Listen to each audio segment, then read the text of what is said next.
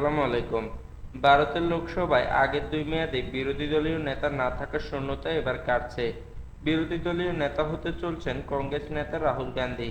শনিবার ৮ জুন বিরোধী দলটির সর্বোচ্চ নির্বাহী ফোরাম কংগ্রেস ওয়ার্কিং কমিটি সিডব্লিউসিসি সর্বসম্মতভাবে রাহুলকে বিরোধী দলীয় নেতা করতে প্রস্তাব পাশ করেছে। রাহুল এই দায়িত্ব নিতে রাজি হলে ১ দশক পর লোকসভায় বিরোধী দলীয় নেতা হবেন তিনি।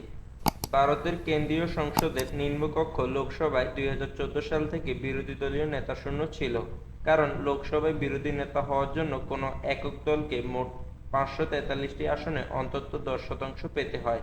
কিন্তু গত ২ লোকসভায় নির্বাচনে কংগ্রেস বা অন্যান্য কোনো দল তা পূরণ করতে পারেনি। এবার কংগ্রেস ৯৯টি আসন পাওয়ার সেই খরা দূর করতে পারে। এদিকে আজ রোববার টানা তৃতীয়বারের মতো প্রধানমন্ত্রী হিসেবে শপথ গ্রহণ করতে যাচ্ছেন নরেন্দ্র মোদী। এবারের নির্বাচনে বিজেপি পেয়েছেন ২৪০টি আসন। দলটি নিরঙ্কুশ সংখ্যাগরিষ্ঠতা পায়নি। নিরঙ্কুশ সংখ্যাগরিষ্ঠতা পাওয়ার জন্য ৫৪৩ আসনের মধ্যে কোনো দলকে ২৭২ আসন পেতে হয়। এই পরিস্থিতিতে সরকার গঠনের জন্য বিজেপি এনডিএ জোটের শরিকদের উপর নির্ভর করতে হচ্ছে। লোকসভায় এবার এনডিএ-র আসন ২৯৩টি। অন্যদিকে এবার কংগ্রেস পেয়েছে ৯৯ আসন। আরও ২ স্বতন্ত্র এমপি কংগ্রেসকে সমর্থন দেওয়ার ঘোষণা দিয়েছেন। ফলে সাকল্য কংগ্রেসের আসন দাঁড়াচ্ছে ১০১। আর কংগ্রেসের নেতৃত্বাধীন ইন্ডিয়ান জোট পেয়েছেন ২৩৩ আসন। ২০১৯ সালের লোকসভা নির্বাচনে কংগ্রেসের ভরাডুবি হয়। তখন ব্যর্থতার দায়ভার নিয়ে দলটির সভাপতি পদ থেকে সরে দাঁড়ান রাহুল গান্ধী।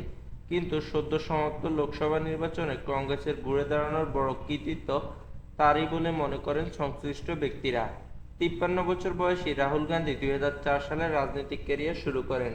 এরপর থেকে তিনি কখনো সাংবিধানিক পদ গ্রহণ করেননি, এমনকি তার দল ক্ষমতা থাকার সময়ও নয়। গত বছর রাহুল গান্ধীর বিরুদ্ধে প্রধানমন্ত্রী নরেন্দ্র মোদীর পদবি নিয়ে ব্যঙ্গ করার অভিযোগ করে বিজেপি। এরপর এক মানহানির মামলায় তার লোকসভার সদস্যপদ বাতিল করা হয়। তবে পরবর্তীকালে সুপ্রিম কোর্টের রায়ে তিনি তার সদস্যপদ ফিরে পান।